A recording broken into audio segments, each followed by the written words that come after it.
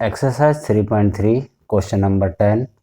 Explain how this figure is a trapezium. Which of its two sides are parallel? Which of its two sides are parallel? हमें explain करना है कि ये figure जो है कैसे ट्रेपेजियम है और इसकी कौन सी साइड्स पैरेलल है। अगर दो एंगल्स का सम, दो एडजेसेंट एंगल का सम 180 हो तो वो साइड्स हमारी पैरेलल होती हैं।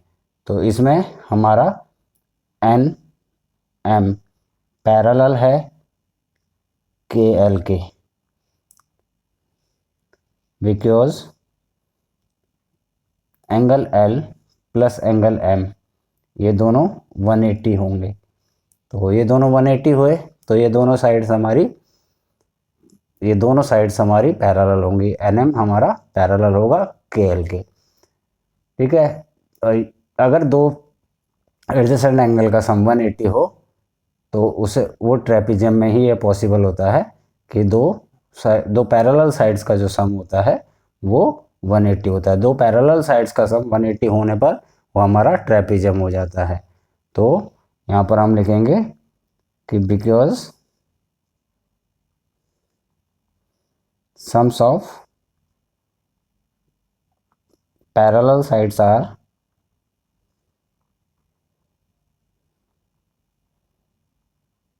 (180) और दो पैरेलल साइड्स होती हैं तो हमारा ट्रेपेजियम हो जाता है। इस तरह से हमारा ये क्वेश्चन इतना ही है कि हमारा जो एन एम है वो के एल के पैरेलल होगा। पैरेलल क्यों होगा? क्योंकि इनके जो एडजेसेंट एंगल हैं, जो पैरेलल साइड्स है, उन दोनों के एंगल का सम 180 है। इस वजह से ये हमारा ट्रेपेजियम हो जाएगा। तो हम अगला क्वेश्चन करते हैं, question number 11। Question number 11, find measurement of angle C if A B parallel to D C. A B parallel to D C. Sum of parallel sides of a trapezium.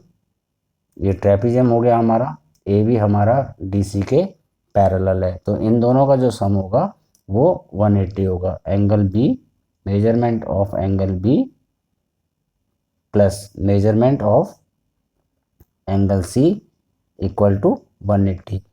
Parallel sides के angles का sum 180 होता है। Trapezium में होता है, ये trapezium होगा हमारा। ये ट्रेपेजियम में ये पैरेलल साइड्स का सम 180 होता है। यहाँ पर हमारा एंगल बी जो है 120 दिया हुआ है, plus measurement of angle C equal to 180 और measurement of angle C equal to 180 minus 120। तो मेजरमेंट ऑफ एंगल सी हमारा 60 आया। इस तरह से हम इस क्वेश्चन को सॉल्व करेंगे कि एंगल ट्रेपेजियम, ये हमारा ट्रेपेजियम ही कहलाएगा क्योंकि एंगल बी और एंगल सी जो है ये दोनों के, ए बी जो लाइन है वो सी डी के पैरेलल है, सी डी के पैरेलल है, और पैरेलल साइड का जो सम होता है वो 180 होता है। तो हम इस तरह से हमारा ये वाला क्वेश्चन भी सॉल्व हुआ। Next question 12। क्वेश्चन नंबर 12 में पूछा गया है find the measure of angle P. हमें एंगल पी निकालना है एंड एंगल एस और एंगल एस निकालना है if S P parallel to R Q. तो जैसा कि हम जानते हैं एस पी अगर when S P parallel to R Q तो angle S plus angle R equal to 180। Parallel sides के एंगल्स का हम 180 होता है। आर हमें 190 दिया हुआ है, ये 180, तो एंगल एस हमारा आ जाएगा 180 माइनस 90। एंगल एस आ गया हमारे पास 90। इसी तरह से अगर S P parallel R Q है, S P parallel R Q है, एंगल पी निकालना है, तो एंगल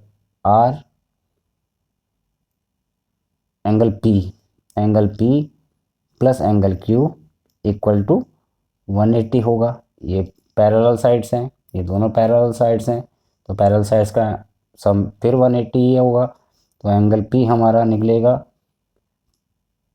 प्लस एंगल क्यू की जगह में 130 रखा, ये हो गया 180 तो angle P equal to 180 minus 130, तो एंगल P आ गया हमारे पास 50। तो एंगल P हमारा 50 आ गया। नेक्स्ट इसने पूछा है यहाँ पर इन्होंने क्वेश्चन में, if you find measurement of angle R, is there more than one method to find measurement of angle P?